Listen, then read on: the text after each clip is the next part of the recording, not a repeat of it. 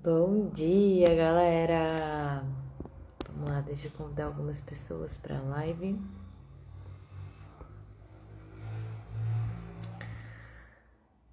E hoje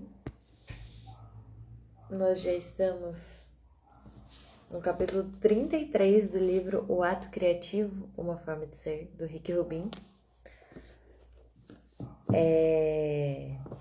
A gente está lendo na sequência e cada dia um capítulo vai trazendo partes, né, de um grande processo, que é o ato de criar. Ontem a gente falou sobre o ritmo, né, sobre o ritmo de criação, manter um ritmo de criação. E a gente vem falando sobre, né, as etapas antes do ritmo, que foi a fase de construção, aí antes disso foi a fase de experimentação, e antes disso, as nossas sementes que a gente plantou. Então é um processo, né? O ato criativo ele é um processo. Então, esses capítulos cada dia vem falando de uma parte desse processo, pra gente não se perder também, né? Porque muitas coisas acontecem em cada processo. E aí ontem, quando a gente estava falando sobre ritmo, falo de uma questão de tempo também, né? Dessa coisa de não perder o tempo, vai criar um ritmo de produção e se manter nesse ritmo, né? Claro, o ritmo que for mais saudável para você, pro seu trabalho criativo, né? E a gente já tá no capítulo 33. E esse capítulo chama Ponto de Vista. Então vamos lá. O objetivo da arte não é alcançar a perfeição, é compartilhar quem somos e como vemos o mundo. Os artistas nos permitem ver aquilo que somos incapazes de enxergar, mas de certo modo já sabemos. Pode ser uma visão de mundo singularmente diferente da nossa, ou tão próxima que pareça milagrosa, como se o artista olhasse para os nossos olhos. Seja como for, a percepção do artista nos lembra quem somos e quem podemos ser. Uma razão para a arte reverberar é que os seres humanos são muito parecidos. Somos atraídos pela experiência guardada dentro da obra, inclusive as imperfeições. Reconhecemos uma parte nossa e nos sentimos compreendidos e conectados. Carl Rogers disse: o pessoal é universal. O pessoal é o que faz com que a arte tenha importância. É o nosso ponto de vista, não nossa habilidade no desenho, nosso virtuosismo musical ou nossa capacidade de contar uma história. Considere a diferença entre a arte e a maioria dos outros ofícios. Nas artes, nosso filtro é o fator que define a obra. Na ciência ou na tecnologia, a meta é diferente. A razão para criarmos arte não é a intenção de fazer algo útil para os outros. Criamos para exprimir quem somos e onde estamos em nossa jornada. Nosso ponto de vista não precisa ser coerente e raramente é simples. Podemos ter pontos de vista diferentes e, às vezes, contraditórios sobre vários assuntos. Querer estreitar tudo numa única expressão elegante é irreal e limitador. Seja qual for nosso ponto de vista, desde que o compartilhemos sem alteração nem adulteração, teremos sucesso no propósito fundamental da arte. Quando fazemos arte, criamos um espelho em que alguém pode ver o próprio reflexo escondido. Que bonito isso. Bom dia, Isa. Ter um ponto de vista é diferente de ter razão. A razão é uma ideia expressa de forma intencional. O ponto de vista é a perspectiva, consciente e inconsciente, pela qual a obra surge. O que nos leva a notar uma obra de arte raramente é a razão expressa. Somos atraídos pelo modo como o filtro do artista retrata ideias, não pelas ideias em si. Não adianta conhecer o nosso ponto de vista, ele já está lá, trabalhando nos bastidores, sempre evoluindo. Geralmente, o esforço de retratar de propósito um ponto de vista leva a uma representação falsa. Nós nos agarramos a histórias sobre nosso ponto de vista que são inexatas e limitantes. Wayne Dyer disse que quando se espreme uma laranja, o que sai é suco de laranja. Quando você é espremido, o que sai é o que você tem por dentro. E parte desse extrato é o ponto de vista que você nem sabia que tinha. Está incorporado à arte que você faz e às opiniões que exprime. Muito depois do término de uma obra, podemos ver e entender nosso verdadeiro ponto de vista nela. Não precisamos fazer questão de mostrar uma razão. Ela vai aparecer quando tiver que aparecer. A verdadeira razão já está dada no ato inocente da percepção e da criação. Saber disso é libertador. Tira parte da pressão. Podemos nos preocupar menos em entender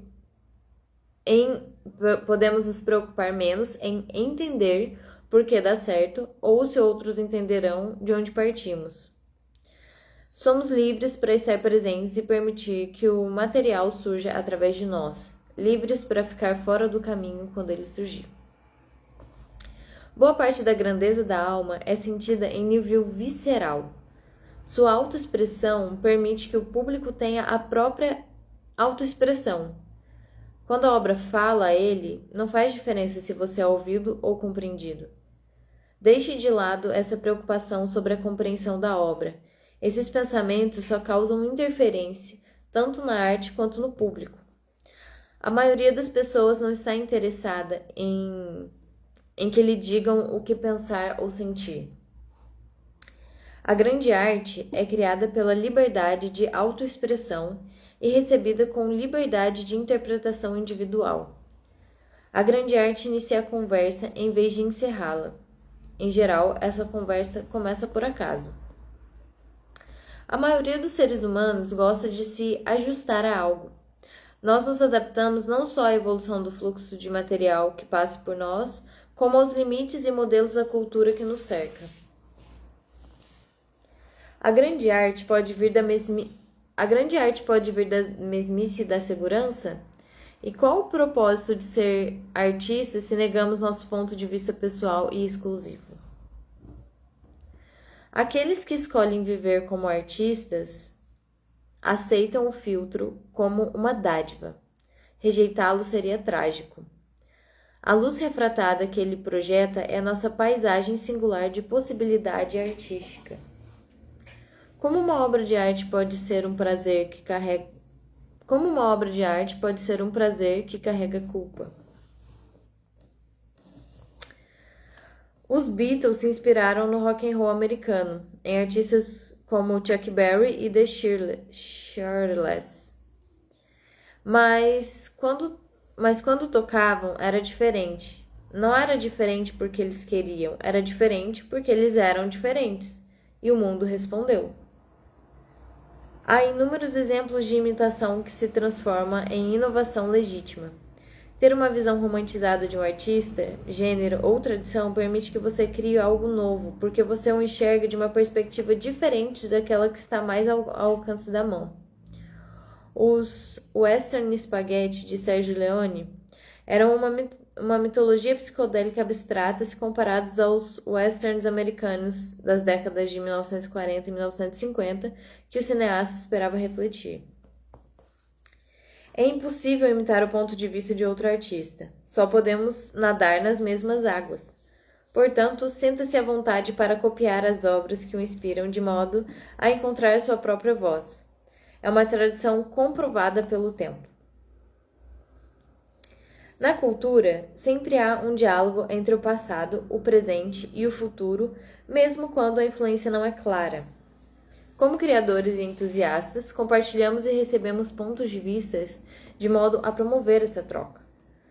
Quando ouvimos algo novo, isso nos dá uma percepção de onde estivemos e aonde mais poderíamos ir. Talvez achássemos que só poderíamos nos mover para frente, mas quando alguém vira à esquerda, vemos que também podemos ir pela direita. E então a curva para a direita talvez inspire outra pessoa a explorar uma direção inteiramente nova. É um ciclo simbiótico. A cultura embasa quem você é, e quem você é embasa o seu trabalho. Então seu trabalho alimenta de volta a cultura. Essa marcha constante para o desconhecido não existiria sem o compartilhamento simultâneo de milhões de pontos de vista divergentes. Exprimir-se no mundo e ter criatividade são a mesma coisa. Talvez não seja possível saber quem você é sem que isso se expresse de alguma forma. Gente, essa parte, especificamente esse capítulo do livro, ele tá inteirinho grifado. Acho que foi um dia que eu tava muito inspirada e que isso fez muito sentido. E relendo aqui de novo, todas as partes grifadas fazem muito sentido, continuam fazendo muito sentido. E a gente vai descobrindo outras coisas novas, né? Gente, vamos lá. Ele começa o capítulo de hoje sobre o ponto de vista. Muito, muito lindo, né, Isa?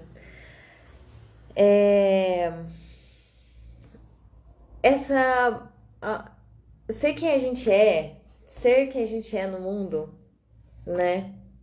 É a gente expressar o nosso ponto de vista, né? Isso é um diálogo, né? E aí ele vai, no final, ele até faz aquele esqueminha, né? Cadê? Que ele fala sobre o ciclo simbiótico. A cultura vai embasar quem você é vai embasar o seu trabalho. E aí o seu trabalho que você vai colocar no mundo, ele vai de volta alimentar a cultura. E aí começa tudo de novo. Então,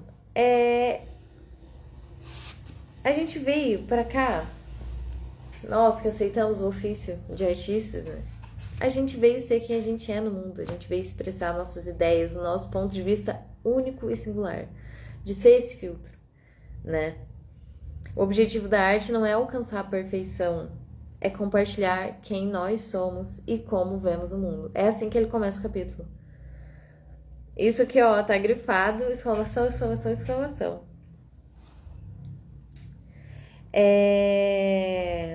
A gente, como artista, a gente é canal, né? A gente é um canal.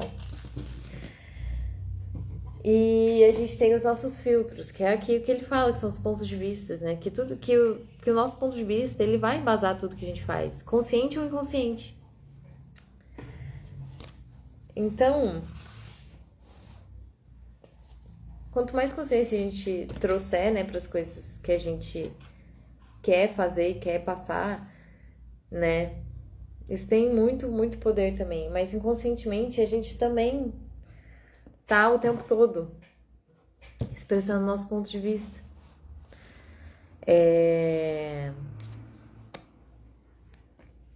Aí ele continua aqui, né? A razão para criarmos arte não é a intenção de fazer algo útil para os outros.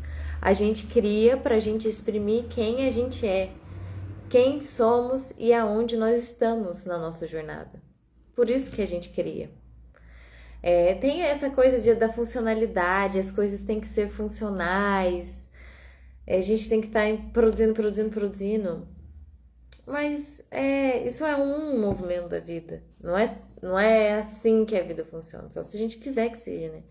Mas a gente como artista é muito isso, né? Tipo, tirar um pouco dessa coisa da função. A arte, ela não tem que ter função, ela é uma expressão. Ela é uma expressão, claro que, tipo, fazer isso sempre, isso acaba criando uma função, né, da gente se expressar, enfim, tá um trabalho, né, com a nossa saúde também, porque a gente se expressar, isso ajuda a equilibrar a nossa saúde mental, emocional, né, mas enfim, e aí, vamos lá, todos os trechinhos grifados. Vou retornar eles porque isso foram coisas muito importantes que eu senti da outra vez que eu li, que agora eu tô retomando, né? O nosso ponto de vista, ele não precisa ser coerente e raramente é simples. Aceitar isso também, né? Seja qual for o nosso ponto de vista, desde que o compartilhemos sem alteração nem adulteração, a gente vai ter sucesso no propósito fundamental da arte. Ser que a gente é, né?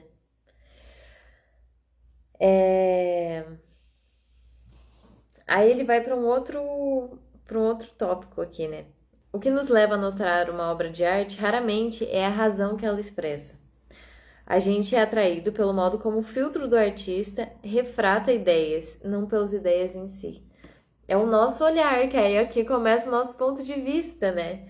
Como que é o nosso ponto de vista que cria, né, a obra, a razão da obra.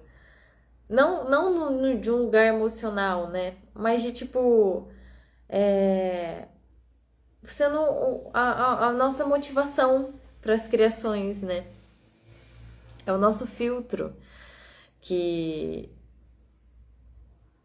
atrai as pessoas e não as ideias em si, né? É o que a gente elabora dessas ideias.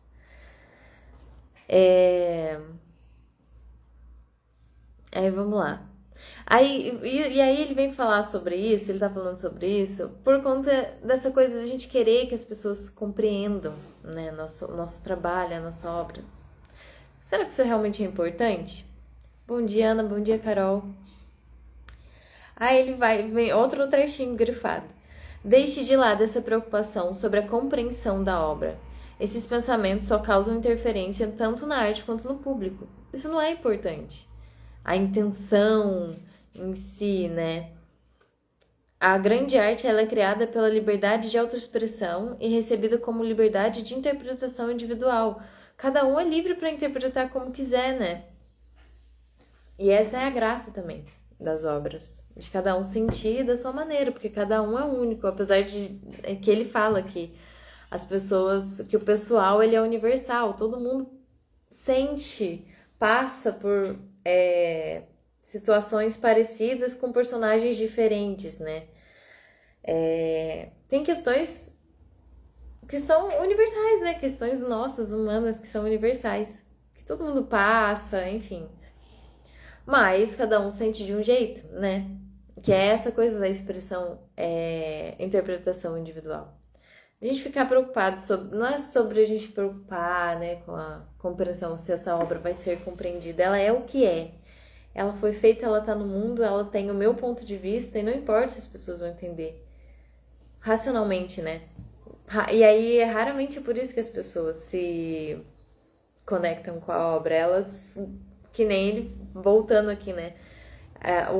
O público, ele é atraído pelo modo como o artista refrata essa ideia.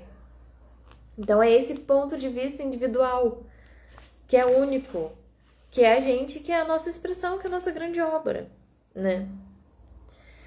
E aí, depois, aqui no final, ele vem e fala sobre referenciar, que aí, eu até anotei aqui, o Austin Kleon tem um livro que ele fala sobre Hobby como artista. Sobre a gente ter referências, sobre a gente, tipo, ter essas referências. Quem são as nossas referências? Elas alimentam o nosso trabalho, sabe? Que aí a gente não consegue imitar o ponto de vista do outro artista. Sempre vai ser a gente, com o nosso filtro, elaborando aquela obra, aquela referência, aquela influência, né? Então, ter referências é importante.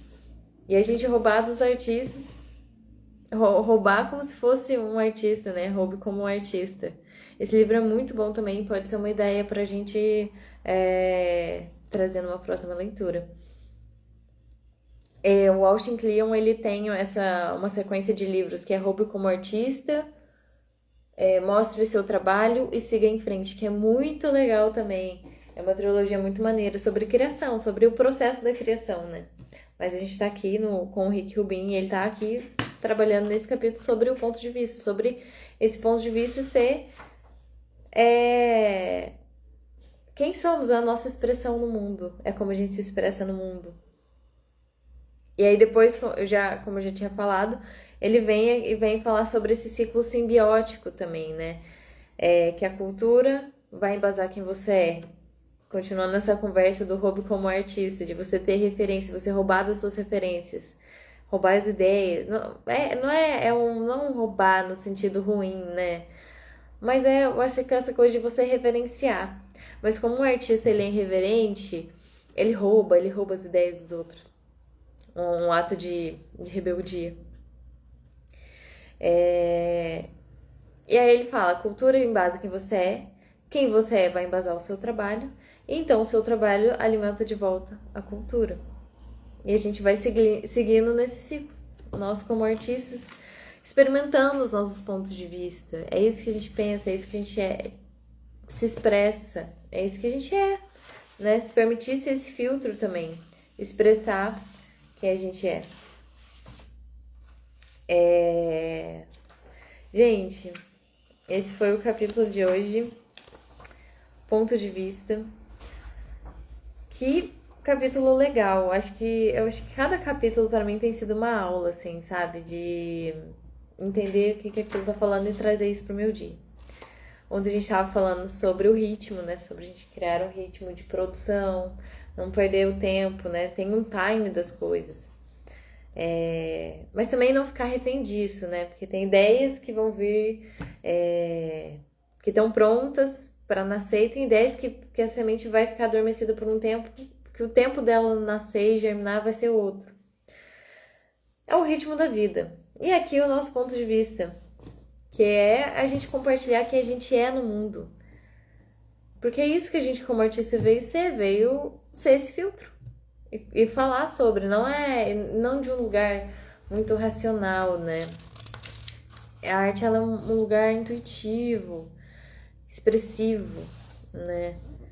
Então, vamos permitir-nos expressar, ser quem a gente é e praticar a nossa arte, né? Tá nesse processo de criação, expressão e assumir o nosso papel de artista e de ser filtro, né?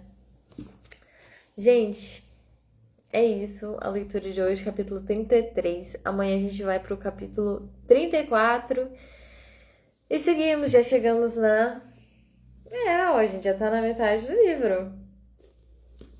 E ainda tem muito assunto legal pela frente.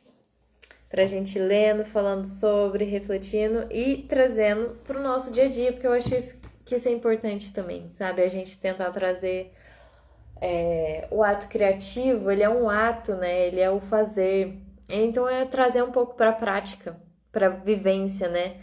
Dessa vida criativa. De estar trabalhando nos nossos processos criativos ali, tá transformando, buscando transformar. A nossa vida é a nossa grande obra, né? Então, o que a gente puder fazer nesse lugar do ato mesmo, de viver uma vida criativa, é isso. É a nossa vida. Gente, é isso. Até amanhã. Beijos, beijos. Ótimo dia pra vocês.